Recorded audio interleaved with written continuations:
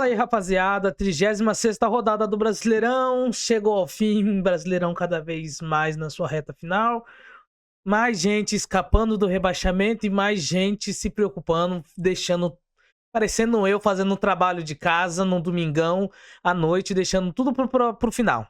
Tá tudo empurrando com a barriga e tem as situações de alguns times que estão complicadas aí, que vai ser tudo decidido na última rodada. O campeonato também pode ser decidido na última rodada, então tem muita coisa ainda para rolar, embora só restam 2 rodadas. Antes, se inscreve no canal, por favor, dá aquela moral, ajuda nós aí.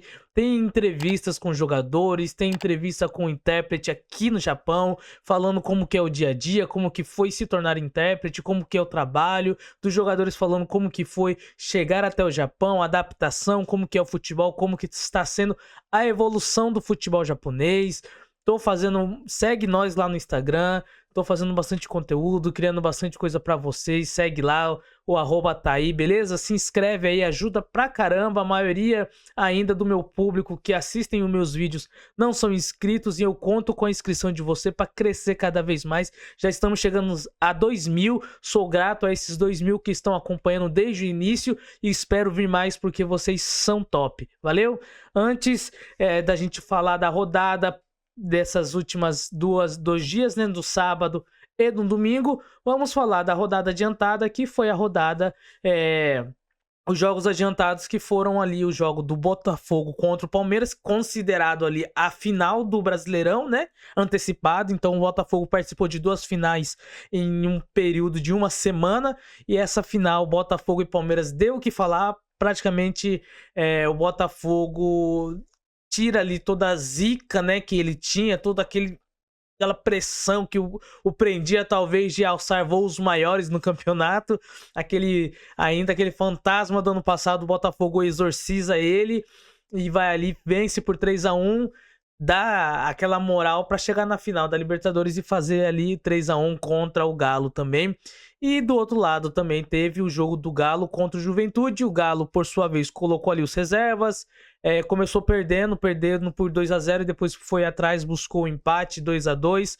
O Galo que se complica agora, né? Focou nas Copas, tanto na Copa do Brasil quanto na Libertadores, perdeu as duas, não conseguiu a classificação para a Copa Libertadores no ano que vem, através das Copas, e muito menos através do Brasileirão, porque está em 14º, deixou muita coisa acontecer, perdeu muito ponto no decorrer deste caminho, onde eles focaram, o Milito focou um pouco, teve uma oscilação no Brasileirão. Então o Galo, infelizmente, não consegue vencer nenhum dos campeonatos que disputou, mas é assim, o importante é disputar, mas a gente tem aquela, né, se foca demais nas Copas, o Brasileirão cobra, né, e aí o Galo agora corre um pouco de risco, mínimo, mas corre um risco ainda também de acabar sendo rebaixado.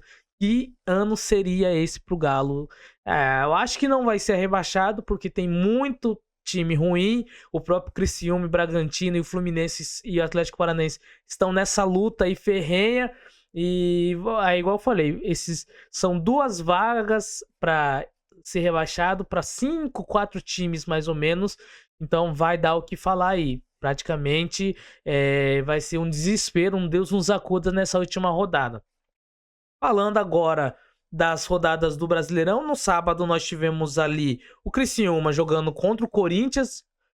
Foi um primeiro tempo bom, o Corinthians criou oportunidades, mas não conseguiu, e o Bolasie, né, do Criciúma, criou as oportunidades e fez ali 2-0, abriu 2-0 para o Criciúma e foi ali em vantagem, e depois o Corinthians deslanchou, cara. No segundo tempo só deu Corinthians faz gol, um golaço do Bidu de fora da área, o Garro vai e diminui, o Bidu empata, e depois o Yuri Alberto faz 2 gols ali e coloca o Corinthians em vantagem, dá a vitória ao Corinthians e também se coloca na artilharia do Brasileirão com 13 gols. Quem diria o Yuri Alberto sendo zoado, e ele ainda tá 1 gol atrás do Pedro de ser o artilheiro do ano do Campeonato Brasileiro. Ele tem 29, o Pedro tem 30, né? Há de se considerar que o Pedro também é uma aberração, né? O que o Pedro fez de gol antes da lesão. Mas o Corinthians consegue, com um vacilo do Cruzeiro, que mais à frente eu vou estar comentando, o Corinthians assume ali a posição, 8ª posição, então está na pré-Libertadores. Depois tem um jogo direto contra o Bahia, um confronto diretaço aí. Corinthians pode chegar à 7ª colocação e depois ele pode ficar se mantendo ali, porque também é outra coisa que vai ser decidido no final do campeonato, é quem vai disputar a pré-Libertadores. Uma vez que o Brasileirão agora tem G6, o São Paulo está em sexto, grupo direto, né, com aumento da vaga aí, porque o Botafogo foi campeão, então vagas diretas para ir direto já para a fase de grupos aumentou no Brasileirão, foi para G6, né? E os 6 primeiros do Brasileirão vão ali para Libertadores, fase de grupos direto. O São Paulo conseguiu a sua vaguinha, uma vez que ele já não conseguem mais alcançar o São Paulo em nível de pontos, porque o São Paulo tem 59 e o Bahia tem 57, que é o que está em 7º, então 9 pontos em 6 disputados, sem chance. O São Paulo já está classificado direto para a Copa Libertadores ano que vem, fase de grupos. Depois o Cuiabá e o Bahia que começou a perdendo, volta a ter ali, dar as caras à vitória, vence por 2-1 de virada o Cuiabá, já um rebaixado Cuiabá, mas mesmo assim deu trabalho um pouco pro Bahia, e ali se mantém ainda nesse jogo, como eu disse, para vencer e continuar conquistando aí pontos para conseguir chegar até a fase ali de pré-Libertadores, pelo menos, porque senão seria um ano perdido para o Bahia, uma vez que o Bahia teve chances teve momentos em que esteve mais acima na tabela, mas vacilou, oscilações ultimamente, só estava perdendo nos últimos jogos, 3, 4 derrotas seguidas. Então a torcida chiano já, muita crítica em cima do Rogério Ceni, de toda a equipe, de que não tem rendido aquilo que era esperado. O investimento, o planejamento do Bahia talvez no ano que vem mude, seja para fazer contratações mais pontuais também, de jogadores que possam chegar para agregar, e é a intenção de todos isso. Mas o Bahia agora, com o dinheiro aí do Grupo City, pode montar um timaço, mas de nada adiantaria se não conseguisse chegar pelo menos a uma pré-Libertadores para colocar esse time aí e desfilar na América do Sul, tentando conquistar, igual como foi o Botafogo aí, faz um scout aí, descobre alguns jogadores, vem livre, consegue pagar alguns salários mais elevados, traz uns jogadores mais consagrados do campeonato, mais técnico, mais habilidoso para dar liga aí, e quem sabe o Bahia não pode vencer também ali o campeonato, algum campeonato grande, uma Copa do Brasil, uma Libertadores, porque o projeto é este. E finalizando o jogo de sábado, tivemos ali o Vasco contra o Atlético Goianiense. O Vasco quase perde para o Atlético Goianiense. O Atlético Goianiense faz 2 gols ali com o Luiz Fernando, que é muito bom jogador. Não vai ficar no Atlético Goianiense, eu acho que o ano que vem. Ele vai ir para alguma outra equipe, vão contratar, porque ele tem feito vários e vários gols. Joga muito bem, o camisa 11 do Atlético Goianiense. E ali o Alex Teixeira deu ontem a sensação de alívio. E ao mesmo tempo, lá em São Januário, foi um jogo difícil. A torcida do Vasco, que tem apoiado as chances do Vasco de ir para a Libertadores, morreu ontem de vez, com mais um empate. O Vasco, que veio de algumas derrotas e demitiu ali o Paiva, não resistiu à derrota diante do Corinthians, e depois coloca ali o Felipe para interino. Não tem nada a ver, não tem culpa do Felipe. O Felipe não vai fazer mágica, né? Embora ele seja fazia magia, né, em campo, não vai fazer como treinador, muito menos com esse time do Vasco. Hoje, com essa defesa do Vasco que cede muito espaços, muito gol, mas ali o Alex Teixeira foi lá e conseguiu ajudar, deu ali uma boa jogada ali no primeiro gol, e depois no segundo gol ele mesmo vai e faz no finalzinho, na Bacia das Almas ali, para dar um empate pro Vasco sofrido. Já no domingão tivemos ali o Flamengo contra o Internacional com chances ainda de brigar, né, para conseguir ali tentar ser campeão, né? Matematicamente tinha condições. Se vencesse esse jogo, ele encostaria mais ali. Depois tem um confronto direto com o Botafogo, aí venceria, ficaria 1 ponto, deixaria tudo para a última rodada, mas foi tudo por água abaixo, porque o Flamengo fez um primeiro tempo excepcional, 3-0 em 3 gols em 11 minutos, um gol do Léo Ortiz de cabeça e depois os outros 2 gols do Michael, fazendo ali, abrindo 3-0 no primeiro tempo, praticamente tirando ali a possibilidade de reação do Inter no primeiro tempo, mas o Inter depois no segundo tempo voltou a ser aquele Internacional que estava há 16 jogos invictos, faz ali o gol, faz ali com um golaço de fora da área com Wesley, depois com o Ener Valencia diminui para 3-2, mas não conseguiu, teve chances, né, de empatar, mas o Rossi fez uma defesaça e depois no finalzinho também num bate-rebate na bola dentro da área ali, teve uma possibilidade de chutar e concluir a gol o Internacional, mas acabou errando o chute, saiu para fora.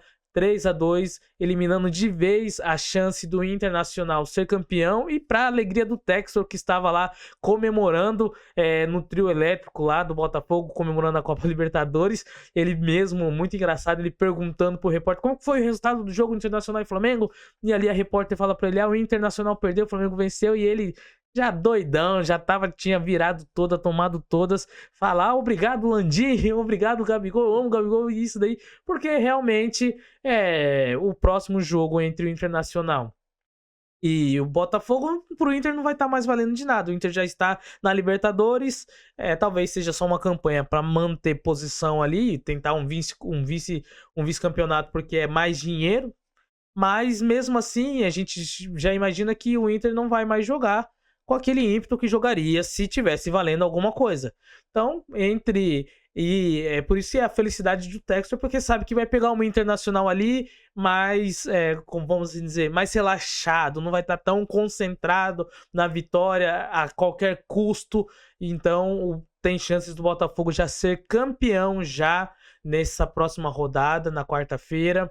Então, vamos ficar de olho aí nesse confronto entre Botafogo e Internacional, assim também como Cruzeiro e Palmeiras. E falando no Cruzeiro, o Cruzeiro empata com o Red Bull Bragantino. A fase do Cruzeiro não é boa. Diniz, em 12 jogos, agora com esses 13 jogos, apenas 2 vitórias, uma pela Sul-Americana contra o Lanús e outra no Brasileirão contra o Criciúma, e agora apenas uma vitória no Brasileirão.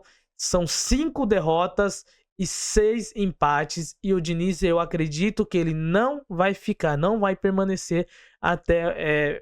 ele fica até o final do campeonato, mas se ele não conseguir classificar a equipe, pelo menos que seja para pré-Libertadores, ele não vai ser o técnico de 2025. Acredito que no final desse ano já aconteça a rescisão contratual, seja lá o que for, ou então, se decidirem permanecer com o Diniz, é porque eles acreditam muito no Diniz e eles acreditam muito nos jogadores que eles estão trazendo, contratando, porque vai ter uma grande contratação, várias contratações aí vão ser feitas no Cruzeiro.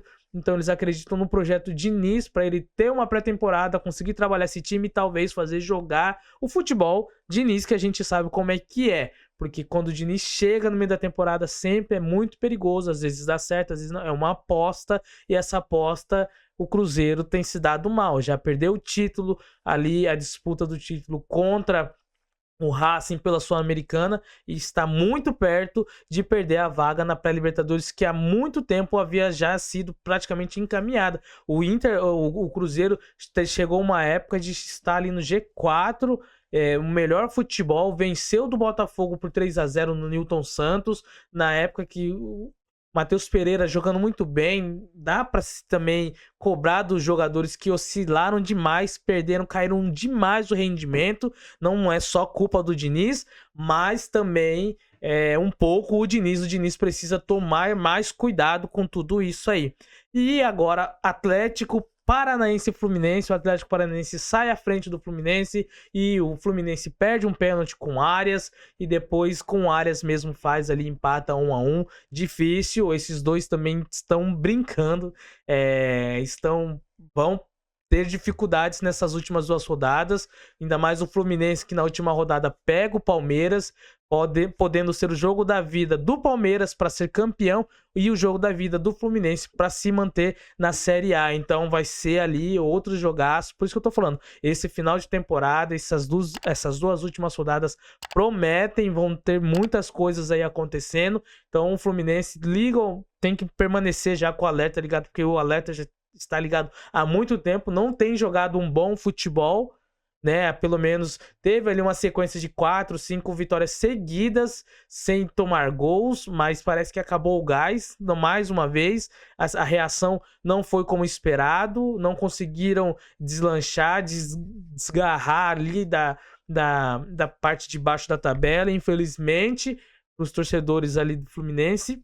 Então fica difícil. E para finalizar, o Vitória acabou vencendo o Fortaleza por 2-0, 2 gols de Alejandro, um gol, um chute bonito, uma finalização dentro da área, e o outro, um oportunismo numa falha bizarra, bizonha ali do João Ricardo, que recebeu a bola do zagueiro e dominou de canela, ela deu aquela escapada, o Alejandro esperto, o artilheiro que é 9 matador, estava atento, foi lá e só chutou para fazer o gol sem goleiro nenhum, e se juntar ao Yuri Alberto na artilharia do Campeonato Brasileiro com 13 gols também. Alejandro, o Vitória que se livra de vez, chega aos 45 pontos, se livra de vez de chances de rebaixamento, e ano que vem teremos 5 times do Nordeste no Brasileirão, então o Nordeste está aí mais de 20% aí, mais dos 20 times aí, 5 times do Nordeste, então vai ter aquela logística muito legal, né? Então não vai ser só o Fortaleza dessa vez que vai sofrer, temos ali o Sport, entre outras coisas, então podemos dizer também que 9 jogos vão ser ali no Nordeste, 8 jogos, confrontos diretos, então ali esses times não vão ter que fazer tanta escala, tanta rodagem nas outras rodadas, igual com quando se tem um time apenas ali no Nordeste, então a logística para eles vão ser um pouco melhor, então podemos ter melhores jogos ali.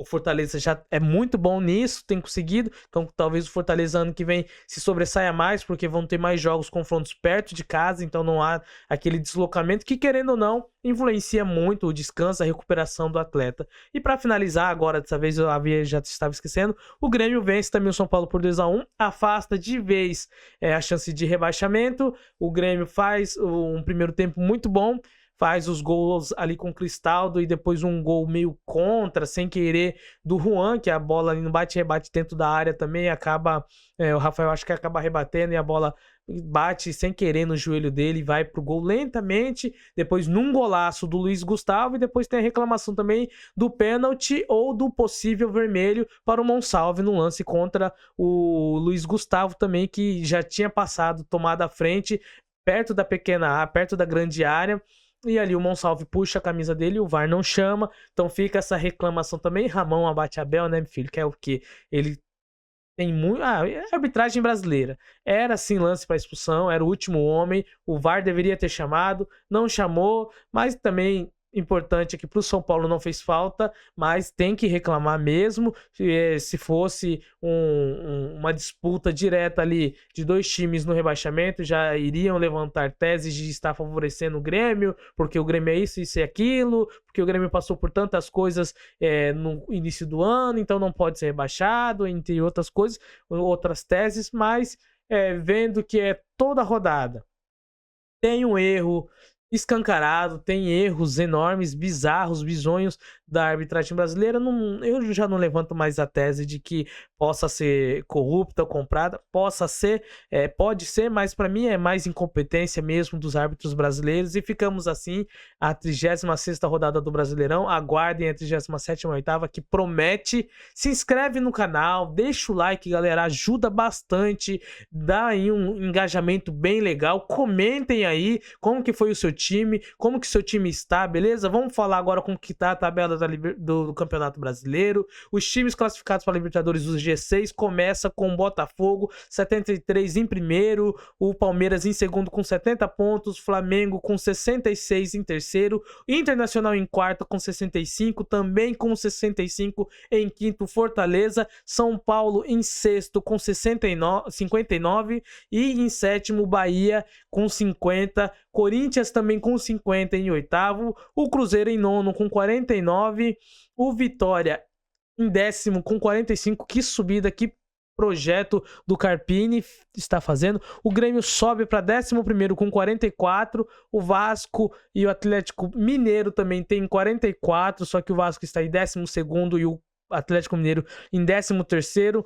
Com 42 temos ali o Atlético Paranaense e também o Juventude com 42 em 15º. Fluminense é o primeiro time fora da zona de rebaixamento ali, com 16º, com 40 pontos e abrindo ali a zona de rebaixamento, Criciúma com 38 pontos em 17º, o Red Bull Bragantino com 18º com 38 pontos também, uma vitória a menos do que o Criciúma e saldos de gols pelo menos é melhor do que o do Criciúma, mas a questão da vitória influencia. E os já rebaixados Cuiabá com 30 e Atlético Goianiense com 27. E assim se encerra mais uma rodada. Se inscreve mais uma vez. Muito obrigado por tudo e vamos lá. É nóis, rapaziada. Valeu!